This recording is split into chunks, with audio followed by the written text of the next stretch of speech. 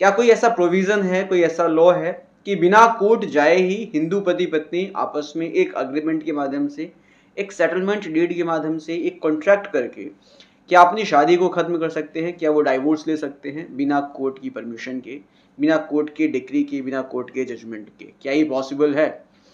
ऐसा ही एक अटपटा सा केस जो है आया मध्य प्रदेश हाई कोर्ट के पास, और जिसमें मध्य प्रदेश हाई कोर्ट ने ये चीज़ क्लैरिफाई किया और बताया कि क्या है करेक्ट तरीका डाइवोर्स लेने का। सो आज के इस वीडियो में हम समझेंगे कि क्या किसी सेटलमेंट डीड के माध्यम से डाइवोर्स लिया जा सकता है, क्या अग्रीमेंट करके पति पत्नी के बीच में डाइवोर्स लिया जा सकता है, शादी को खत्म किया जा सकता है।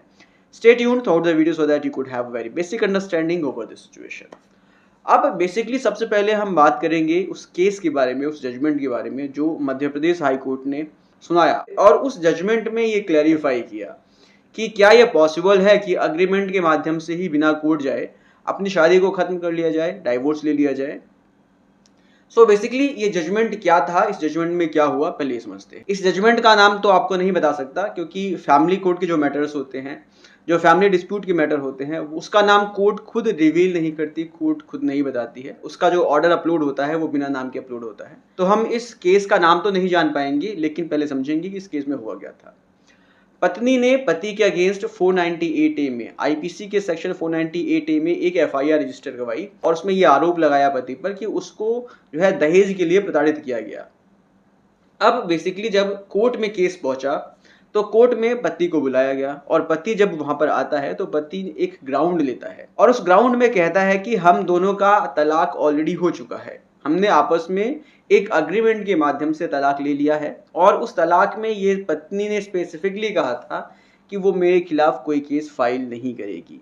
सो इसलिए ये केस फाइल नहीं हो सकता और मेरे ऊपर कोई ऐसा डाउरी का केस नहीं चलाया जा सकता। सो अब मामला पहुंचता है हाई कोर्ट के पास। अब यहाँ पर मध्य प्रदेश हाई कोर्ट इन सभी चीज़ों को देखते हुए स्पेसिफिकली ये क्लियर करता है कि क्या कोर्ट के परमिशन के बिना डाइवोर्स लिया जा सकता है, कोर्ट के बाहर एक अग्रीमेंट करके, एक कॉन्ट्रैक्ट के माध्यम से क्या डाइवोर्स लिया जा सकता है, और क्या पत्नी डाइवोर्स लेने के बाद कोई केस फाइल कर सकती है।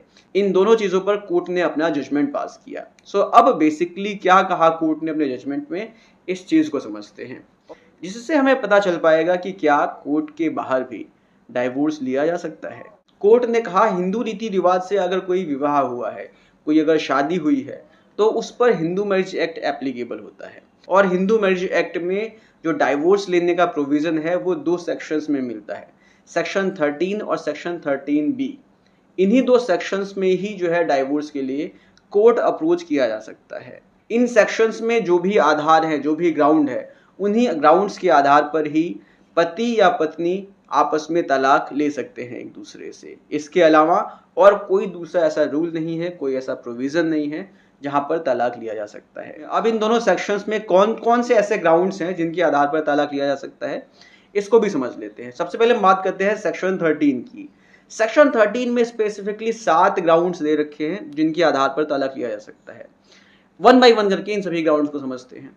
पहला ग्राउंड है कि अगर आपके पार्टनर ने किसी दूसरे व्यक्ति के साथ सेक्सुअल इंटरकोर्स कर लिया है तो आप इस आधार पर उससे तलाक ले सकते हो। दूसरा ग्राउंड है कि अगर आपके साथ क्रुएलिटी हो रही है, अगर आपका पार्टनर क्रुएलिटी कर रहा है आपके साथ, चाहे वो फिजिकल क्रुएलिटी हो या मेंटल क्रुएलिटी हो, तो इसके आधार पर भी डाइवोर्स लिया जा सकता है। इसके बाद जो तीसरा ग्राउंड है वो है कि आपके पार्टनर ने आपको 2 साल तक, मिनिमम 2 साल तक छोड़ रखा है, आपसे उसका कोई कांटेक्ट नहीं है, तो आप इस ग्राउंड पर उससे डाइवोर्स ले सकते हैं। इसके बाद जो चौथा ग्राउंड है वो कहता है कि अगर आपके पार्टनर ने हिंदू धर्म को छोड़ दिया है, किसी दूसरे धर्म में कन्वर्ट कर लिया है, तो आप इस आधार पर डाइवोर्स ले सकते हो। इसके बाद जो अगला ग्राउंड है, जो 5वां ग्राउंड है, वो कहता है कि अगर आपका पार्टनर अनसाउंड माइंड का हो गया है तो भी आप उस ग्राउंड पर आप उससे डाइवोर्स ले सकते हो। इसके बाद जो अगला ग्राउंड है वो कहता है कि अगर आपके पार्टनर को लेप्रोसी हो गई है, जिसको हम कोढ़ कहते हैं, अगर कोढ़ नामक बीमारी हो गई है तो आप इस ग्राउंड पर आप उससे तलाक ले सकते हैं।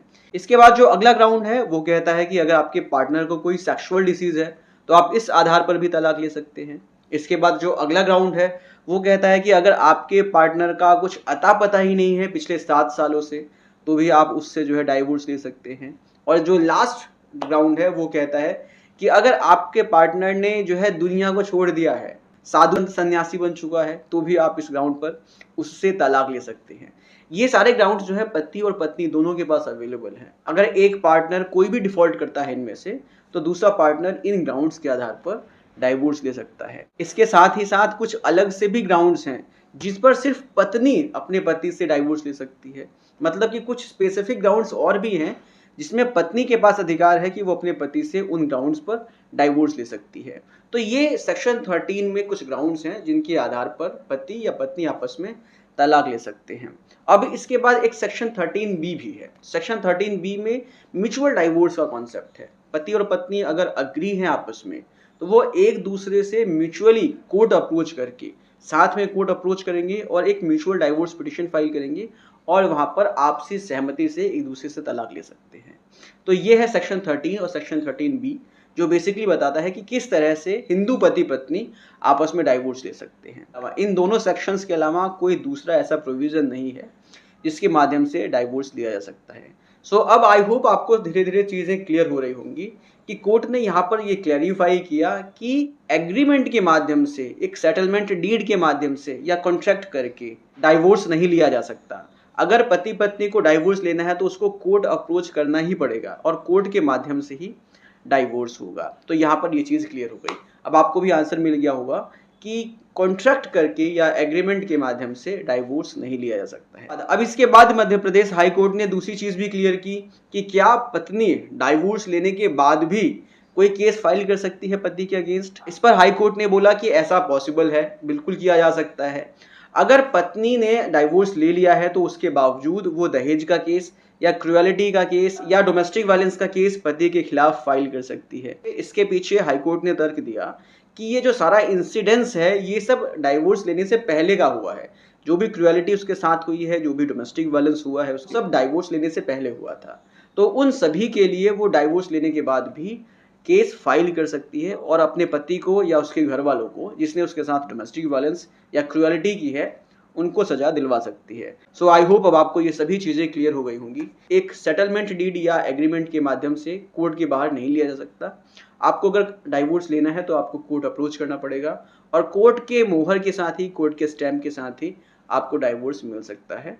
और पत्नी डाइवोर्स के बाद भी क्रुएलिटी का या डोमेस्टिक वायलेंस का या डावरी का केस पति या पति के घर वालों के खिलाफ फाइल कर सकती है। मिलते हैं नेक्स्ट वीडियो में। Take care, bye bye.